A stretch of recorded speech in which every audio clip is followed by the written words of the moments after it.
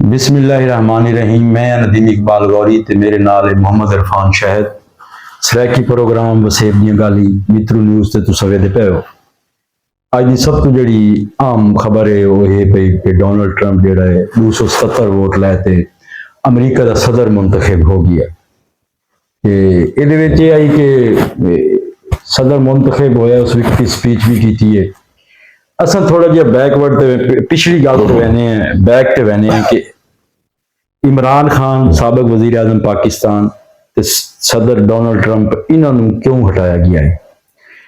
आलमी ताकतां जड़ियां आलमी इस्टैबलिशमेंट जी आई वो इन्हों हटाने च बड़ा अहम किरदार है। वो सब तो बड़ी वजह यह आई कि अफगानिस्तान के नेटो अफवाज का इनखला होया आई, जिन्हें इमरान खान अपना भरपूर किरदार अदा किया, डोनाल्ड ट्रंप भी अपना किरदार अदा किया। क्योंकि डोनाल्ड ट्रंप का यह ज़हन आई कि अमरीका की अफवाज जिथे भी है ना वो मकसद बयान की जंगों कूदन की या लड़ाई करने की लोड़ कोई नहीं। क्योंकि ये जी ना वह मुईशत असर पाता है, खर्चा आता, पैसे लगते हैं अमरीका के। वो पॉलिसी आई कि जड़ा ना ये अफवाज वापस आवे। उस तो बाद आलमी इस्टैबलिशमेंट जी आई इमरान खान ते डोनाल्ड ट्रंप के खिलाफ हो गई। डोनाल्ड ट्रंप का इकतदार मुक गया, लेकिन उन्होंने महल करार दे दिता गया, वो अपना इलैक्शन ना लड़ सका। जो इमरान खान आई उन्होंने रजीम चेंज के जरिए उन्होंने भी हटा दिता गया। जो हुण मौजूदा इलैक्शन होए ना ये होया है कि क्योंकि डोनाल्ड ट्रंप का जो पहले सदर बना है उस वे जो कोई ज़हन हो रहा है। हुण इस जो डिठा है कि जी मुस्लिम कम्यूनिटी है ना वह एक बड़ा असर है, क्योंकि वो पहले नैगेटिव आई मुस्लिम कम्यूनिटी के खिलाफ। लेकिन हुण तुसीं देखो क्योंकि वह इमरान खान नाल साबिक वजीर आज़म नाल बड़ा तलक है पिया, बड़ा प्यार इन्हें आपस में। उस गल वेखते बस कुछ पुलिसियां ऐसिया बनाई पहले जो पिछले टिनोर पुलिसियां ऐसिया कि जो मुस्लिम ममालक के खिलाफ पाबंदियां ये वो। लेकिन इस दफा उस ओपनली अनाउंस किया कि मैं क्या ममालक के मामला मुदाखलत कोई ना करे सा। मैं एक तो जो सब तो वड्डा कि अपने मुल्क के जो गैर कानूनी लोग आए हुए ना हजार लखा की तादाद उन्होंने या तो लीगलाइज करे सन या मुल्क छुड़े सन। वो वजह कि उत्थे भी तो लोग हैं पे उन्होंने भी काम कान करने उन्होंने भी रोजी रोटी का मामला है पिया।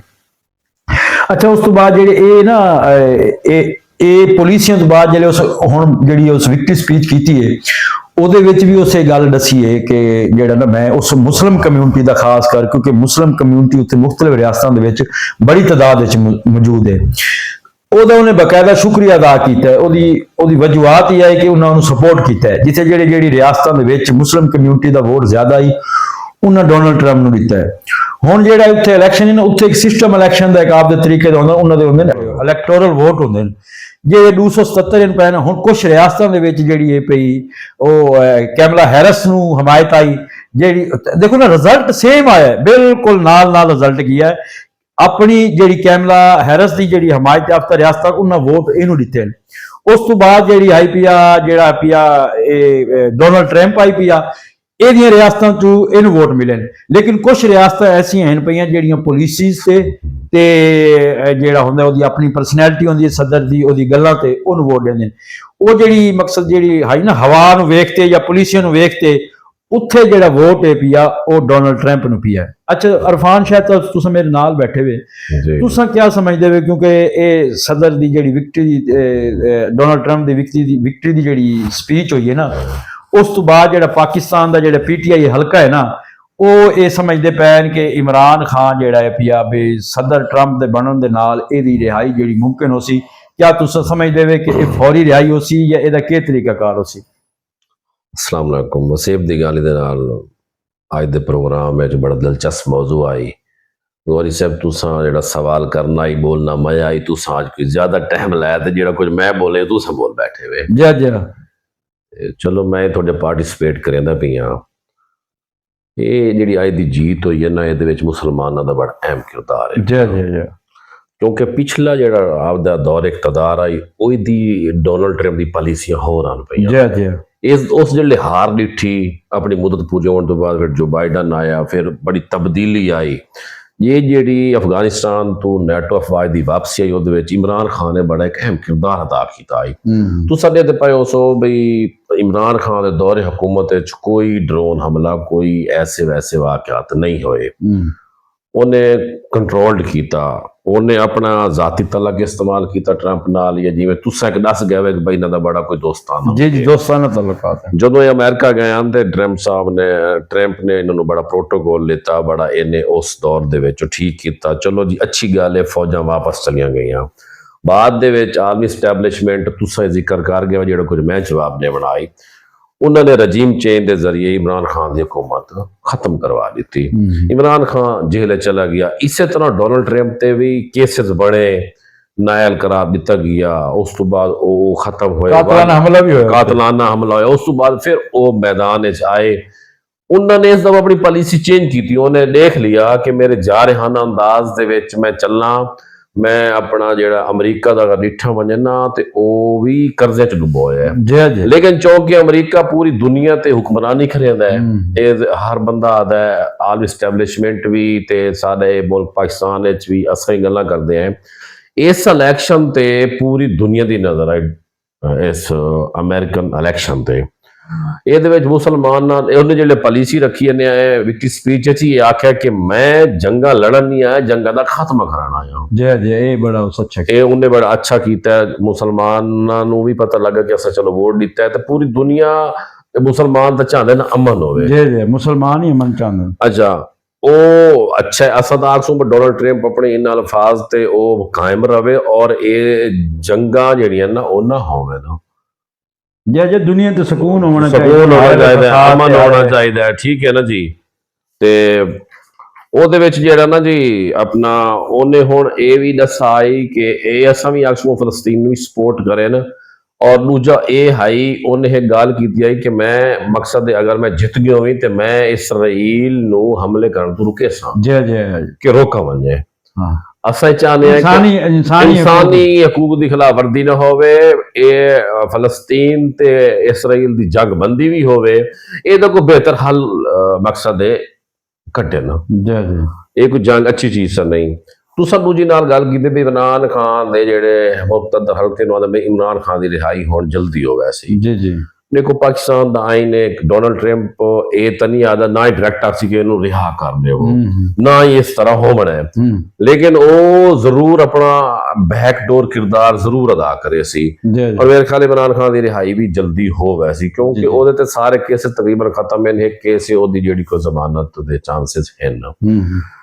ਉਸ ਤੋਂ ਬਾਅਦ ਡਿੱਠਾ ਵੈਸੀ ਅਗਾ ਕਿਆ ਪਾਲਿਸੀ ਹੈ ਵੱਧ ਮੈਂ ਉਹ ਗੱਲ ਕਰੇ ਨਾ ਉਹ ਡੀਲ ਵਾਲੀ ਡੀਲ ਇਮਰਾਨ ਖਾਨ ਨਹੀਂ ਮੰਨੀ ਹੋ ਸਕਦਾ ਹੈ। ਇਹ ਅੱਗਾ ਨੈਕਸਟ ਯਾਨੀ ਕਿ ਮੁਖਤਲਿਫ ਗੱਲਾਂ ਸਾਹਮਣੇ ਆਉਂਦੀਆਂ ਪਈਆਂ ਬਈ ਇਮਰਾਨ ਖਾਨ ਗੈਰ ਮੁਲਕ ਚਲਾ ਵੈਸੀ, ਠੀਕ ਹੈ ਜਾਂ ਨਾ ਵੈਸੀ ਨਹੀਂ ਗੈਰ ਮੁਲਕ ਨਹੀਂ ਵਹਿੰਦਾ। ਅੱਛਾ ਸੁਣੋ ਉਹ ਇੱਥੇ ਰਹਿ ਕੇ ਮੁਕਾਬਲਾ ਕਰ ਸੀ ਲੇਕਿਨ ਉਹ ਡੀਲ ਦੇ ਵਿੱਚ ਤਾਂ ਉਹ ਆਦਲ ਵੀ ਸਾਡੀ ਸ਼ਰਾਇਤਾਂ ਮੰਨੋ ਇਮਰਾਨ ਖਾਨ ਤਾਂ ਅੜਾ ਖੜਾ ਉਹ ਤਾਂ ਨਹੀਂ ਮੰਨਦਾ, ਉਹ ਨਹੀਂ ਮੰਨਦਾ ਬਾਈ। ਤੇ ਇਸ ਤੋਂ ਸਭ ਤੋਂ ਅਹਿਮ ਗੱਲ ਇਹ ਚਲੋ ਜੀ ਡੋਨਲਡ ਟਰੰਪ ਜਿੱਤ ਗਿਆ, ਉਹਨੂੰ ਮੁਸਲਮਾਨਾਂ ਦੀ ਹਿਮਾਇਤ ਨਾਲ ਉਹ ਜਿੱਤਾ ਹੈ, ਉਹਨੂੰ ਬੜੇ ਵੋਟ ਮਿਲੇ, ਠੀਕ ਹੈ ਨਾ, ਰਿਆਸਤਾਂ ਦੇ ਵਿੱਚ ਉਹਨੂੰ ਕਾਮਯਾਬੀ ਮਿਲੀ ਹੈ। ਅਸਾਂ ਥੋੜਾ ਇਹ ਆਖਸੂ ਕਿ ਉਹ ਆਪਣਾ ਮਕਸਦ ਹੈ ਜਿਹੜੇ ਉਹਨੇ ਵਾਅਦੇ ਵਈਦ ਕੀਤੇ ਨੇ ਉਸ ਤੇ ਅਮਲ ਕਰੇ ਔਰ ਇਹ ਪੂਰੀ ਦੁਨੀਆ ਦੇ ਵਿੱਚ ਮਕਸਦ ਅਮਨ ਹੋਵੇ।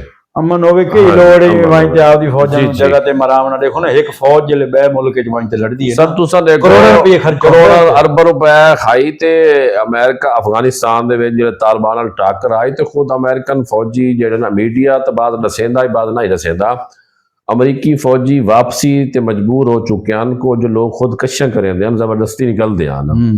ਚਲੋ ਇਮਰਾਨ ਖਾਨ ਨੇ ਪੁਲ ਦਾ ਕਿਰਦਾਰ ਅਦਾ ਕੀਤਾ, ਦੂਜੇ ਮਾਲਕ ਨੇ ਵੀ ਕੀਤਾ ਤੇ ਉਹ ਫੌਜਾਂ ਦਾ ਵਾਪਸੀ ਪੂਰਾ ਮਨ ਇਨਖਲਾ ਹੋ ਗਿਆ। ਅੱਜ ਅਫਗਾਨਿਸਤਾਨ ਵਿੱਚ ਵੀ ਡਿਵੈਲਪਮੈਂਟ ਹੁੰਦੀ ਪਈ ਹੈ, ਅਮਰੀਕਾ ਉਹਨੂੰ ਸਪੋਰਟ ਕਰਦਾ ਪਿਆ।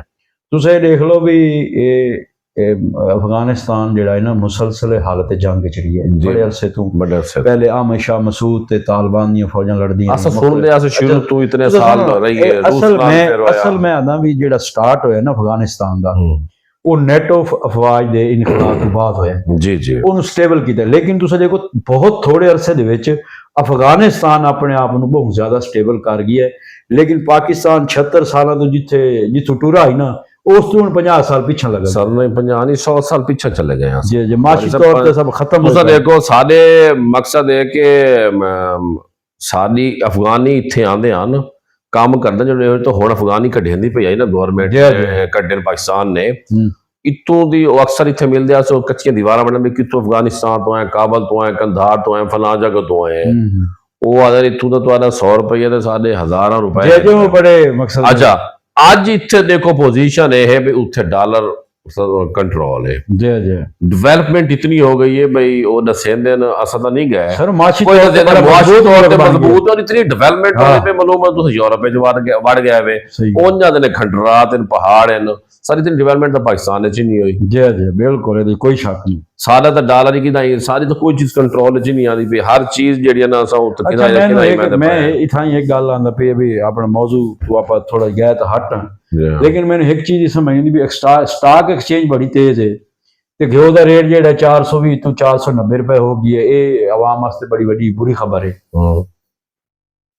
ਇਹਦੇ ਬਾਰੇ ਤੁਹਾਨੂੰ ਕੋਈ ਹੈ ਇਲਮ ਇਹਦੇ ਬਾਰੇ ਚ सर जेडी टैक्सेस बताया मेरे ख्याल देखो ये ना रात पॉलिसी मेकर जेडे पाकिस्तान दे ना जी या मुशीर है ना सानू समझ नहीं आती भाई मैं अगले ने जिक्र किया हाई कि मिनी बजट आंदा भी है मिनी बजट और इसने मिनी बजट गवर्नमेंट ने इस तरह पेश करना कि पता ही नहीं लगना ਜਿਵੇਂ और देखो चांद ने पहले गो अपना सादा जेड़ा घियो हाई 420 आई हुन 490 रुपए ਹਾਂ ਇਹ ਦੂਤ ਰਹਿ ਜਾਂਦੇ ਵੇ ਫਾ यानी एक दूध देंदी है एक रात दे विच जेड़ा ना घियो 70 रुपए वध गया पर केजी।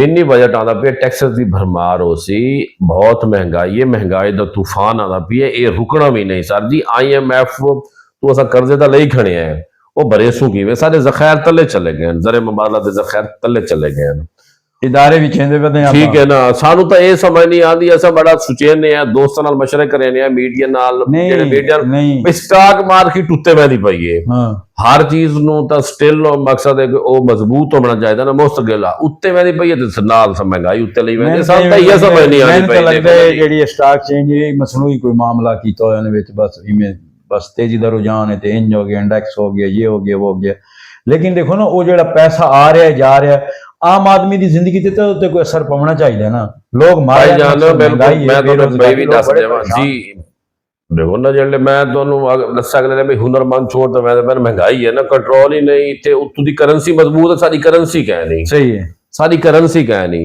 IMF ਦੇ ਮੁਤਾਲਬਾਤ ਹੀ ਪੂਰੇ ਨਹੀਂ ਹੁੰਦੇ ਪਏ ਗਵਰਨਮੈਂਟ ਕੋਲੋਂ ਜੀ ਸਾਡੇ ਕੋਲ ਪੂਰੇ ਨਹੀਂ ਹੁੰਦੇ ਅੱਛਾ ਪਏ ਮੈਨੂੰ ਇੱਕ ਅਸੋ ਲੈ ਤਾਂ ਗਏ साडियों IMF तो मजीद करदे लवण वास्ते सानू ना दी शर्तां मनना मजबूरी है। ये हुण जेडी स्कूल वाले मामले बने खड़ोते ने ये तो भाई जान IMF दी शरायतें पईयां जेडे स्कूल बंद कर दियो तलीम दा इन्हां दा बुरा हाल कर दियो ओ IMF वाले कर्जा दे जो आदे मुल्कां नू ना इन्हां नू तबाह कर दियो इन्हां दे पल्ले कख ना भाई जान ओ आपां नू ताला मारी आपां नू कि नहीं निकल नहीं देंदे कि नहीं आप आवाम कुंजी गई है तुसा देखो आवाम नू समझ नहीं आती भाई वो एक इशू तो जी डिस्टर्ब होती है भाई कुछ बोलू ना बोलू नवा इशू सारा खड़ा थी इतने बहरान आ गए ना देखो साडे ऐनी बहरान आ गए साडे वो सियासी बहरान आ गए साडे महंगाई दा बहरान आ गया साडे मिनी बजट आंदे पैन साडे इतने टैक्सेस हैं तुसा एक बिजली दा बिल देख लो कितने टैक्सेस हैं ना अच्छा यार गरीब लोग क्यों टैक्स भरे गरीब लोग जैसी आमदन 500 है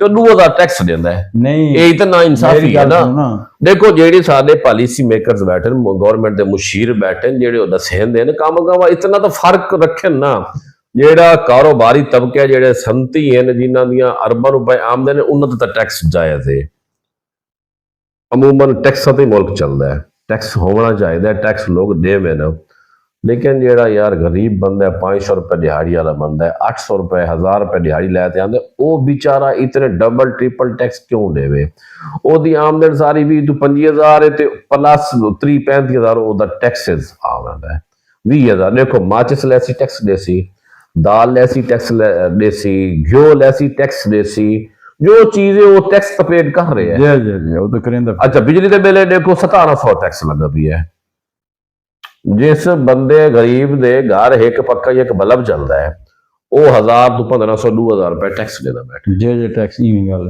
वल पॉलिसी ऐसी होवे भाई तुसा अगर ये वाल गवर्नमेंट नु चाहिए जेड़ा गरीब बंदा इतना सहूलत देवे नो जेड़े सारे इनकम टैक्स दफातर ओ रिफंड करावे पहले असा दे दिया से मैलसी या व्याड़ी दफ्तर आई जे आंदे ना बिल लेन साल बाद जेले होंदा आई ਉਹ ਟੈਕਸ ਰਿਫੰਡ ਵਾਪਸੀ ਦੇ ਦਿੰਦੇ ਹਨ। ਉਹ ਕੈਲਕੂਲੇਟ ਕਰਕੇ ਨਾ ਜੀ, ਹੋਰ ਤਾਂ ਸਿਸਟਮ ਹੀ ਕਹਿ ਨਹੀਂ। ਹੁਣ ਤਾਂ ਦਿਨ ਵੀ ਜੇ ਸ਼ੈ ਲਿਓ ਬਸ, ਜੀ ਅੱਛਾ, ਮਾਲ ਲਿਓ ਬਸ। ਇਸੇ ਦੇ ਨਾਲ ਇਹਨਾਂ ਗੱਲਾਂ ਦੇ ਨਾਲ ਅਸਾਂ ਉਮੀਦ ਕਰੇ ਨੇ ਕਿ ਡੋਨਲਡ ਟਰੰਪ ਦੇ ਸਦਰ ਮੁੰਤਖਬ ਹੋਣ ਨਾਲ ਜਿਹੜੀ ਮੁਸਲਮਾਨ ਕਮਿਊਨਿਟੀ ਹੈ ਉਹਨਾਂ ਦੇ ਜਿਹੜੇ ਤਹਫੁਜ਼ਾਤ ਹਨ ਉਹ ਦੂਰ ਹੋਸਣ। ਇਸੇ ਨਾਰੇ ਦੇ ਨਾਲ ਅਸਾਂ ਆਪਣੇ ਪ੍ਰੋਗਰਾਮ ਨੂੰ ਖਤਮ ਕਰੇ ਨੇ। ਪਾਕਿਸਤਾਨ ਜ਼ਿੰਦਾਬਾਦ।